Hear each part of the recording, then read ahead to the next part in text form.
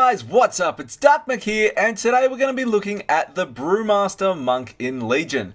So today we're going to be having a look at what is gone, what is left, what's new, how it works, and all the shit in between. So to start off, I'm going to make this guide as simple as I can to follow. It's going to be a little bit long, and I apologize for that, but there's just so much shit to go over. But I am going to try and not throw a whole bunch of shit at your screen in just the hopes that you fucking open your mouth and swallow it. Now, as I've said, I want to give a really simple overview of the class, bare bones. I'm not going to go into the artifacts or anything like that, but I just want to make it so when Legion hits and you start on your Brewmaster, you're not just sort of staring at your screen going, what the fuck happened to my Brewmaster and what do I do with this? So starting off, let's talk about what's gone. So Guard is gone, Shuffle is gone, Chi is gone, Surging Mist is gone, Blackout Kick's gone, Expel Harm was gone, is back sort of, Blackout Statue is gone from a baseline ability to a talent, Dizzying Haze is gone, Elusive Brew is gone, Legacy of the White Tiger is gone, Chi X is gone, Serenity's gone, Zuen's gone and has been reskinned, Touch of Death is gone, and that gameplay that we all loved in Chi Torpedo is gone as well. Chi Torpedo is still there, but it doesn't deal damage. So that style of gameplay that we're loving in WOD is gone. So what do we have?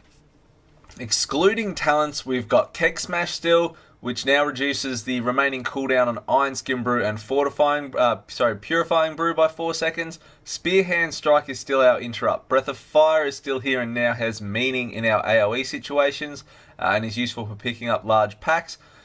Blackout Strike is our damage filler, though it doesn't work the same as Blackout Kick. Paralysis is still our stun. A Fuse is a fast and efficient heal, a 1.2 second cast, and has replaced Surging Mist. Transcendence is still here. We still have Resuscitate. Tiger Palm now costs 50 energy, and you use it to avoid energy capping rather than a filler. Purifying Brew has changed. It's now got 3 charges with 21 second recharge rate. It clears 50% of your damage delayed with Stagger, not 100% damage, 50%, and it shares its charges with Iron Skin Brew. Iron Skin Brew is our new active mitigation ability. It has 3 charges, 21 second recharge, and increases the damage you delay with Stagger by an additional 40% for 6 seconds, and it shares its charges with Purifying Brew. Fort Brew is still here. Expel Harm has been put back into gameplay. It's altered in the way that you're used to it on live though. It now draws in all healing spheres that you've spawned within 30 yards and expels the negative chi, damaging the nearest enemy for 10% of the healing that you've just received. Gift of the Ox is still here as a passive. When you take damage, you have a chance to spawn a healing sphere. Though it has changed now, and I'll talk about that as we go through, but the lower your current health, the greater your chance to summon a healing sphere. Celestial Fortune, you have a chance equal to your critical strike chance to be healed for an additional 65% of the amount healed. And Elusive Brew has been pretty much put into this Mastery Elusive Brawler. Each time you are hit by a melee attack, you gain a stacking 8% increased dodge chance until your next successful dodge. It also increases your attack power by 8%. So this is pretty much our Legion baseline toolkit, and in a defensive nutshell, we're pretty much just RNG dodge tanks now. So on to gameplay and playstyle. Now as you can see, a few abilities will, to be fair, probably more than few abilities have been pruned. And my initial thoughts weren't great. I logged in and I was lost, and I kind of thought, what the fuck has happened to this class that I really enjoy playing? And reading forums, you can trust me that every single class forum on beta at the moment is upset. Nobody is happy. And generally, let's face it, we as the WoW community don't enjoy change. But at the moment, all this is sort of going down like a bucket of cum. And I don't want to buy into the sky is falling and all the hyperbole kind of stuff surrounding the tanks at the moment. So we'll just sort of go with it's different. Some things have been simplified and it's just very different from what we were used to. So rotation wise, this is pretty much where you're going to live. And this is with the inclusion of Rushing Jade Wind, which is kind of a must in the talent tree, I think, at the moment. It's really useful, especially in 5-man content, and because we're going from baseline, we're just going to live there. So your rotation is going to look something like Keg Smash, Blackout Strike, Rushing Jade Wind, Tiger Palm, Blackout Strike, Tiger Palm. That is pretty much going to be your rinse repeat. On AoE packs, you'll be throwing in your Breath of Fire, but otherwise you're just going to live in that rotation I just mentioned. By doing it, you'll avoid energy capping, you'll be keg smashing off cooldown, which as I mentioned before, lowers the cooldown on our main active mitigation ability, Iron Skin Brew and Purifying Brew. So whatever you are doing, even if you get lost, just always make sure by the end of when keg smash is coming up, you've got 40 energy ready and you're keg smashing off cooldown. And then you'll pretty much be okay. Now, as I said, not to go into this whole sky is falling scenario, but a huge shout out to Leaflo on forums who posted this. The sad kind of fact with our spec now and the byproduct, I suppose, of pruning is that you can macro our entire rotation into one button and you'll actually get better results than you probably would doing it manually. So it's not exactly rewarding gameplay in that sense, but this is just, I suppose, what happens when they prune so many abilities. The macro's in the description if you want to have a muck around with it, and I've got some gameplay on the screen with it now, and it completely works. And I was pretty sad that our spec as such could be gutted into one button. It obviously excludes AM abilities like Iron Skin Brew and Fort Brew and Purifying and things like that, but it's still one button that I couldn't imagine doing in WOD. So, as I mentioned before, Iron Skin Brew is now our new active mitigation ability. There's no more shuffle and there's no more guard. So it has 3 charges if you don't remember, and it shares those charges with Purifying Brew. So how do we go about using it and dealing with the damage that we've got incoming? Well, you pretty much want to be using your Iron Skin Brew on the pull to avoid wasting one of your charges, and then you're going to start cycling your Iron Skin Brews from 80% and downwards as your HP goes down. It's rather similar to the mitigation principles behind the Demon Hunter with their Demon Spikes. You just don't want to be wasting your Iron Skin Brews at high percentage. There's just no need. So wait for that 80% mark to start using them. Now, in the alpha, when they brought out these changes, a hell of a lot of shit hit the fan, and it's still continuing in beta. And it's just because the playstyle has altered so much that everyone was used to and that everybody loved. So Celestian came out and tried to make a post in trying to appease everyone, I suppose, trying to give the rundown on the intended playstyle now for Brewmasters, and I'm going to go over that with you now, just in regards to how Blizzard have designed the class and how they're wanting it to be played, I suppose. And again, it's just different than what we're used to. So the sweet spot, which Blizzard call it, and this takes some getting used to, is about 35 to 80% HP. So 35 to 80% HP is where you want to start to be comfortable living now as a tank, which kind of feels weird. So when you're in this zone, as I mentioned before, you're going to start using your Iron Skin Brews, 80% downwards. And there's no need to even try to keep 100% uptime on Iron Skin Brew. It's just not needed. So it's a waste. 80% down, start using them. You only want to purify when you're around 50 to 60% stagger and continue on your way with the rotation we spoke about before. So straight away, as I said, you need to get used to a tank class whose HP is pretty much in a sense going to ping pong, and that is going to feel normal.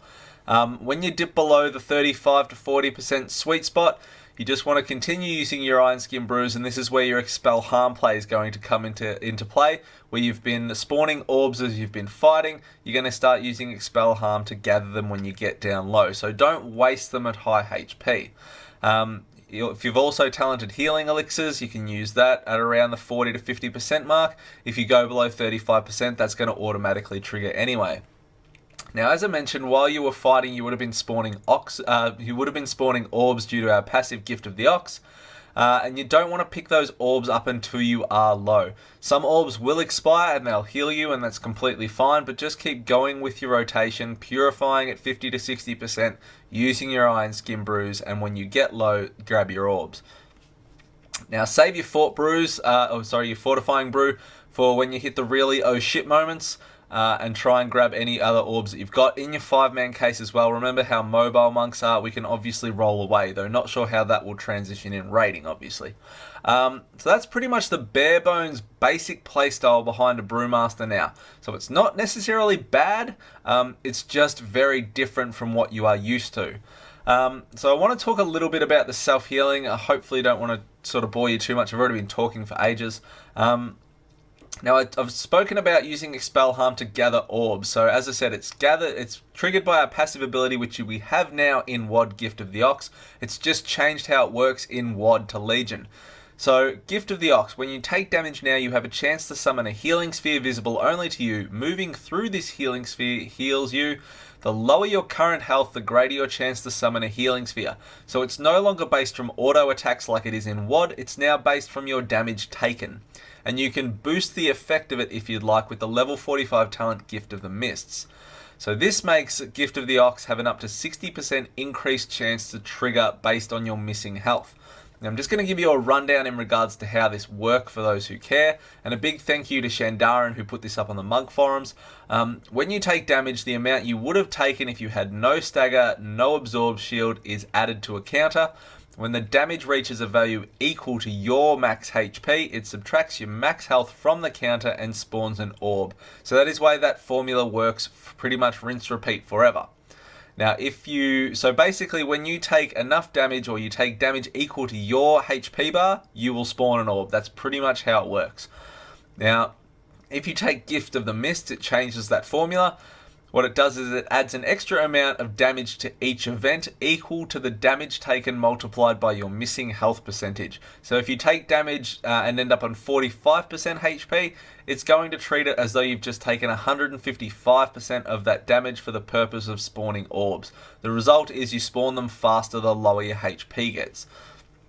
So, this of course ties into Blizzard's sweet spot of that 35 to 40% area.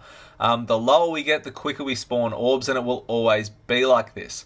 Now, the obvious implication, I guess, from this is it might be okay in 5-man content, but I'm not sure how it will transition into raiding if a raid boss decides to global you from 40% in your fun pants zone. Though, again, there's been no real raid testing in beta yet. Aside from world bosses, which sort of aren't really counted in that, so it could all change.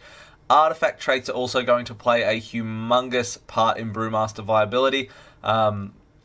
Traits like Obstinate Determination, Overflow, Dark Side of the Moon, and Gifted Student are really going to change sort of the way in which we function with our self-healing and could make us completely viable at that stage. With no testing and things like that, and I haven't got a full artifact myself or anything like that, I honestly don't know, but those artifact traits certainly play a fucking ginormous role in our viability, certainly when we are at the lower end of HP and the rate that we'll be spawning orbs. The other healing factor that we've got that plays a large part is Celestial Fortune, which you have a chance to equal to your critical strike to be healed for an additional 65% of the amount healed. What this means is some of your orbs can pretty much crit heal you. So what do talents look like, guys?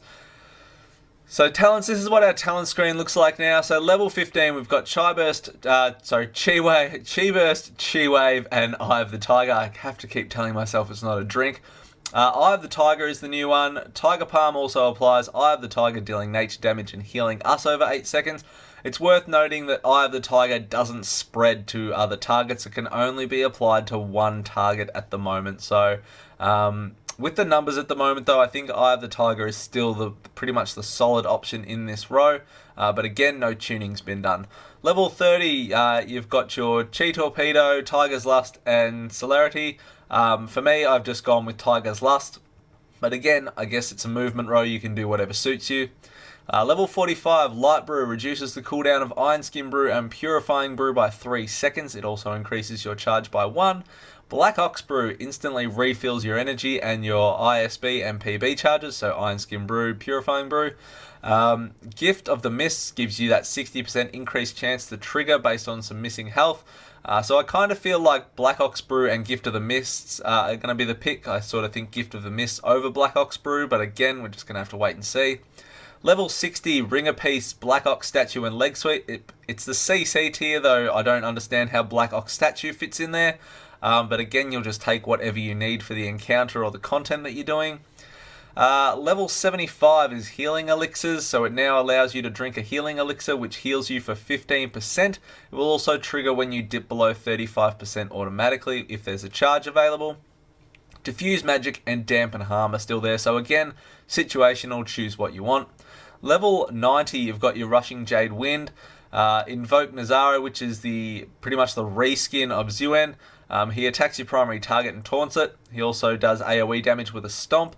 Special Delivery, consume Iron Skin Brew or a PB, has a 30% chance to toss a keg that lands after 3 seconds and deals AoE damage to all enemies within 8 yards. I think it's actually a bit broken at the moment on beta, but again, you're just going to take Invoke or Rushing Jade Wind depending on what you're doing. Rushing Jade Wind, though, is really awesome and it adds something else to the rotation. Level 100, Elusive Dance. Purifying Brew grants up to 15% dodge for 6 seconds based on the level of stagger purified. Fortified Mind, Keg Smash and Tiger Palm reduce the cooldown on Fort Brew, and High Tolerance is just a flat boost, stagger delays an additional 5% of incoming damage. So there's a few options at level 100. Again, our talents sort of feel a little bit lackluster in a lot of areas. As I've said with the level 100 talent, Fortified Mind just means you're going to be able to press Fort Brew more, so you might get it 2 times in a fight maybe. Elusive Dance rewards you for purifying at high stagger, and High Tolerance is just that flat boost of 5%. So compared to some of the other tank classes, it does feel a little bit lackluster. Now, I really haven't spoken a lot about the Monk artifact weapon, Fuzan, and I can make a video about that if people want, about class-specific artifact weapons, but I just didn't want to make this video go any longer than it already has. But certainly when you get into the traits of the artifact weapon, the Brewmaster becomes a hell of a lot more viable with self-healing, but you just have to get used to that lower HP playstyle. So as you can see, a lot's changed from WOD to Legion, and hopefully this gives you a better chance at picking up a Brewmaster, or if you were going to move to Brewmaster, when you log into Legion, of knowing what the fuck you're actually doing or having a direction to go in. As I mentioned before, every tank forum at the moment is going fucking na-na boo-boo. No one is happy.